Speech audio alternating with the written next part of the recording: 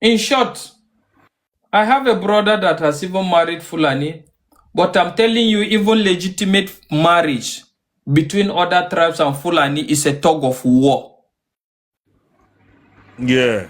Not even among themselves. Not even to talk of. Not even to among talk of. themselves. Not even to talk of other vices that are even outside that. The Fulani man happens to be the only man that still insists that despite globalization, despite westernization, their old cultural heritage must be retained and maintained. That is to say, when the global war is looking at a situation now where it's not more obtainable for anybody to be carrying cows and be wandering about freely in the spirit of this is a bush, a Fulani man still doesn't see it that way. He equally feels that they should be allowed as long as it's a bush and it's not even a house. There's no house there. That bush belongs to nobody, and their cultural heritage must be preserved. And this is the problems we are packing. So basically, looking at what I've said now, refusing to be in tune with changing times, and secondly, a desire for a country of their own that is also still in tune with their ideologies and their way of living. And in that regards now, when you have a bunch of uninformed individuals that are so sticked to their old ways, trying to kick against civilization, westernization, and progress, where do you think will be a safe haven for this kind of people? The only safe haven for these people now will be a place where the government is highly incompetent. Incompetent in the sense that, as far as I'm concerned, can anybody remind me, the national population census we are still talking about, if I'm not mistaken, we are still making reference 230 to 250. I'm coming. We're still making reference to the national population census of 2006, Abi? No, 2015, if I'm not mistaken. No. Right? There was no any census, national census that was after 2006. We had census was 2006. That is what I'm saying. But they are just projected. So all we're dwelling on now is even projection since after 2006. That is to say, if we must tell ourselves the truth, the government doesn't even know the population of Nigerians.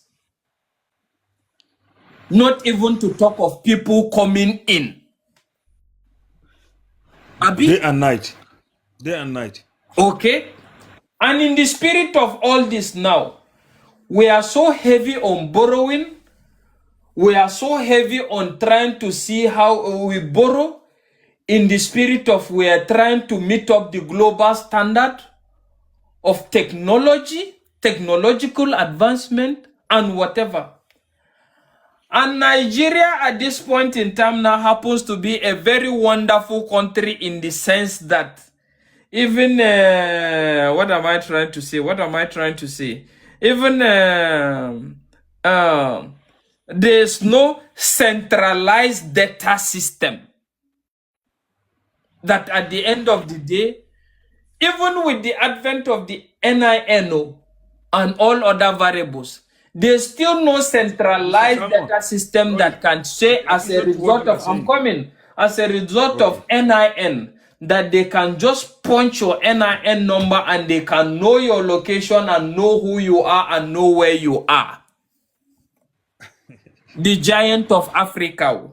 The giant of Africa. Abi?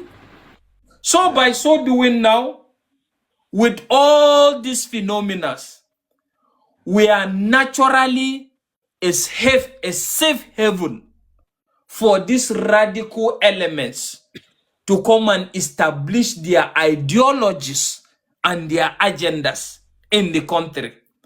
While we are playing politics with everything, these people have identified a need, a problem, and they are ready to devote their life to this struggle because they know that this struggle is tied to their life. And in so doing now, well, let me pause here for a while. Let's allow other people to speak. Okay, in addition to what you said, just in brief, this issue of NIN, right about now as I'm talking now, I'm streaming from Yobe. Okay. So I live mostly around the border community. Let's assume from that our line, border line, between Nigeria and Tunisia, anything after that line, like 100 kilometers away from Nigeria, they do come down to Nigeria during the market days, particularly where I stay. And believe me, they are using Nigerian currency.